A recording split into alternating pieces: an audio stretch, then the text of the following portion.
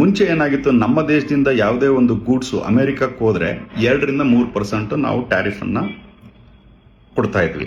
ಅದೇ ರೀತಿ ಅಮೆರಿಕದಿಂದ ಯಾವುದೇ ಒಂದು ಗೂಡ್ಸ್ ನಮ್ಮ ದೇಶಕ್ಕೆ ಬಂದಾಗ 10-15% ಟ್ಯಾರಿಫ್ ಅನ್ನ ಹಾಕ್ತಾ ಇದ್ವಿ. ಯಾವಾಗ ಟ್ರಂಪ್ ಸರ್ಕಾರ ಎರಡನೇ ಬಾರಿ ಬಂದಾಗ ಅವರು ಸ್ಟ್ರೇಟ್ ಅವೇ ನಮ್ಮ ದೇಶದ ಮೇಲೆ ಏನಂತೀರಿ ಒಂದು ಎಕನಾಮಿಕ್ ವಾರ್ನ ಸ್ಟಾರ್ಟ್ ಮಾಡಿದ್ರು. ಎಕನಾಮಿಕ್ ವಾರ್ ಸ್ಟಾರ್ಟ್ ಮಾಡಿದಾಗ ಅವ್ರು ಹೇಳಿದ್ರು 50% ಟ್ಯಾರಿಫ್ ಅನ್ನ ಭಾರತದ ಮೇಲೆ ಹಾಕ್ತೀನಿ, ಯಾಕಂದ್ರೆ ಭಾರತ ಯಾವ್ದಾವ್ದು ಬೇರೆ ಬೇರೆ ದೇಶಗಳಿಂದ ಆಯಿಲ್ ಅನ್ನ ಪರ್ಚೇಸ್ ಮಾಡ್ತಿದೆ ಅಂತ ಹಲವಾರು ರೀಸನ್ಗಳು ಕೊಟ್ಬಿಟ್ಟು ಭಾರತದ ಮೇಲೆ 50% ಟ್ಯಾರಿಫ್ ಅನ್ನ ಹೇರಿಕೆ ಮಾಡಕ್ ಸ್ಟಾರ್ಟ್ ಮಾಡಿದ ತಕ್ಷಣ ರುಪಿ ರೇಟ್ ಅಂದ್ರೆ ಏನಂತೀರಿ, ಈ ನಮ್ಮ ಸೋ ಕಾಲ್ಡ್ ರುಪಿ ರೇಟ್ ತುಂಬಾ ಮೇಲೆ ಹೋಯ್ತು. ಅದಕ್ಕಿಂತ ಮುಂಚೆನೂ ಮೇಲೆ ಹೋಗಿತ್ತು. ಅದರಿಂದ ತುಂಬಾ ಫಾಸ್ಟ್ ಆಗಿ ವೇಗವಾಗಿ ಬೆಳೀತು ರುಪೀಸ್.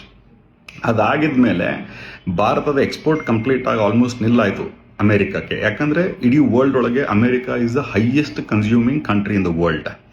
ಸೊ ಅಮೆರಿಕಾ ಕನ್ಸ್ಯೂಮ್ ಕಮ್ಮಿ ಆಗಿದ ತಕ್ಷಣ ಮ್ಯಾನುಫ್ಯಾಕ್ಚರಿಂಗ್ ಕಮ್ಮಿ ಆಯಿತು, ಪ್ರೊಡಕ್ಷನ್ ಕಮ್ಮಿ ಆಯಿತು, ಗೂಡ್ ಸರ್ವಿಸಸ್ ಕಮ್ಮಿ ಆಯಿತು, ಎಕ್ಸ್ಪೋರ್ಟ್ ಆಗೋದು ಎಲ್ಲ ಕಮ್ಮಿ ಆಯಿತು. ಹಂಗಾಗ್ಬಿಟ್ಟು cost of the product tax increased.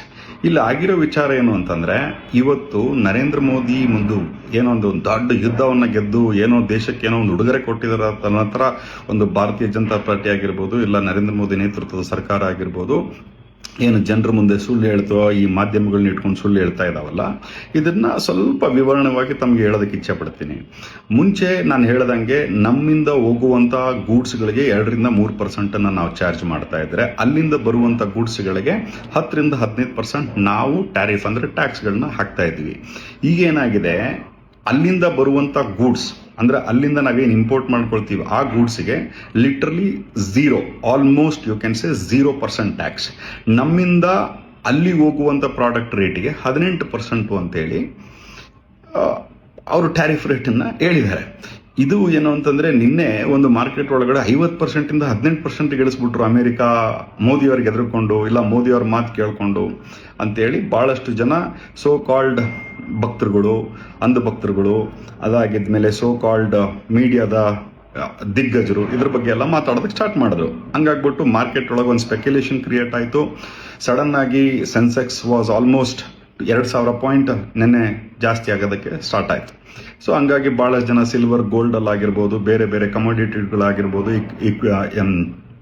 ಬಹಳಷ್ಟು ಶೇರ್ ಮಾರ್ಕೆಟ್ಗಳಲ್ಲಿ ದುಡ್ಡು ಮಾಡೋದಕ್ಕೆ ಸ್ಟಾರ್ಟ್ ಮಾಡಿದ್ರು. ಅದಾಗಿದ್ಮೇಲೆ ಇವತ್ತು ಬೆಳಗ್ಗೆ ಬರ್ಸ್ಟ್ ಆಯ್ತು ಬಬಲ್. ಏನಕ್ಕೆ ಬರ್ಸ್ಟ್ ಆಯ್ತು ಅಂತಂದ್ರೆ, ಅಲ್ಲಿಂದ ಬರುವಂತ ಗೂಡ್ಸ್ಗಳಿಗೆ ನಾವು ಯಾವುದೇ ರೀತಿಯ ಶುಲ್ಕ ಹಾಕ್ತಾ ಇಲ್ಲ. ಮುಂಚೆ ನಾವು ಹಾಕ್ತಾ ಇದ್ದಿದ್ರು 10-15%. ಈಗ ನಾವು ಅದನ್ನ 0% ಟ್ಯಾಕ್ಸ್ ಒಳಗಡೆ ಇಂಪೋರ್ಟ್ ಅನ್ನ ಮಾಡಿಕೊಳ್ತೀವಿ ಅನ್ನೋ ಒಂದು ಮನವಿಯನ್ನ, ಒಂದು ರಿಕ್ವೆಸ್ಟ್ ಅನ್ನ ನಮ್ಮ ದೇಶದ ಪ್ರಧಾನ ಮಂತ್ರಿಗಳು ಅಮೆರಿಕದ ಮುಂದೆ ಮಂಡಿ ಉರಿ ಮಾಡಿದ್ದಾರೆ. ಒಂದು. ಎರಡನೇದು, ನಮ್ಮಿಂದ ಹೋಗುವಂತ ಪ್ರತಿಯೊಂದು ಗೂಡ್ಸಿಗೂ 18% ನಾನು ಟ್ಯಾಕ್ಸ್ ಕಟ್ಟೋದಕ್ಕೆ ರೆಡಿ ಅಂತೇಳಿ ನರೇಂದ್ರ ಮೋದಿ ಅವರು ಡೊನಾಲ್ಡ್ ಟ್ರಂಪ್ ಅವರಿಗೆ ಹೇಳಿದ್ದಾರೆ. ಅಂದ್ರೆ 50% 18%ಗೆ ಇಳಿಸಿದಿರಿ ಅಂತ ದೇಶ ಸಂಭ್ರಮ ಮಾಡ್ತಾ ಇದ್ರೆ ಒಂದು ಕಡೆ, ಮುಂಚೆ ಇದೇ ಟ್ಯಾಕ್ಸ್ 2-3% ಇತ್ತು. ಅಂದ್ರೆ ಸರಿಸುಮಾರು 15% ಟ್ಯಾಕ್ಸ್ ಅವತ್ತಿನಕ್ಕಿಂತ ಇವತ್ತಿಗೆ ನಾವು ಜಾಸ್ತಿ ಕಟ್ತಾ ಇದ್ದೀವಿ. ಇದು ಮೊದಲನೇ ವಿಚಾರ. ಎರಡನೇ ವಿಚಾರ ಏನು ಅಂತಂದ್ರೆ, ನಾವು ಮುಂಚೆ ಏನು 10-15% ಟ್ಯಾಕ್ಸ್ ಅನ್ನ ಅಮೆರಿಕದಿಂದ ಇಂಪೋರ್ಟ್ ಮಾಡಿಕೊಳ್ಳುವಂತ ಗೂಡ್ಸ್ಗಳಿಗೆ ನಾವು ಹಾಕ್ತಾ ಇದ್ದಂತ ಶುಲ್ಕ ಏನಿತ್ತು ಅದು ಇವತ್ತು 0 ಆಗಿದೆ. ಅಂದ್ರೆ ಅಲ್ಲಿಂದ ಯಾವುದೇ ಪ್ರಾಡಕ್ಟ್ ನಮ್ಮ ದೇಶಕ್ಕೆ ಬಂದ್ರೆ, ನಮ್ಮ ದೇಶದಲ್ಲಿ ಅದು ಬಳಕೆ ಆದ ಅಂತ ಸಂದರ್ಭದಲ್ಲಿ ಲಿಟ್ರಲಿ ಅಲ್ಲಿಂದ ಬರುವಂತ ಪ್ರಾಡಕ್ಟ್ಗೆ ನಮ್ಮ ದೇಶದಲ್ಲಿ 0% ಟ್ಯಾಕ್ಸ್ ಅನ್ನ ಹಾಕುವಂತ ಒಂದು ಒಪ್ಪಂದ ಮಾಡ್ಕೊಂಡ ಇದ್ದಾರೆ ಯಾರು, ಪ್ರಧಾನ ಮಂತ್ರಿಗಳು. ಆಮೇಲೆ ಇನ್ನೂ ಇದಕ್ಕಿಂತ ಮುಂದೆ ಹೋಗಿ ಏನ್ ಹೇಳಿದ್ದಾರೆ ಅಂತಂದ್ರೆ, ಸರಿಸುಮಾರು $500 ಬಿಲಿಯನ್ ಅಂದ್ರೆ 50 ಲಕ್ಷ ಕೋಟಿ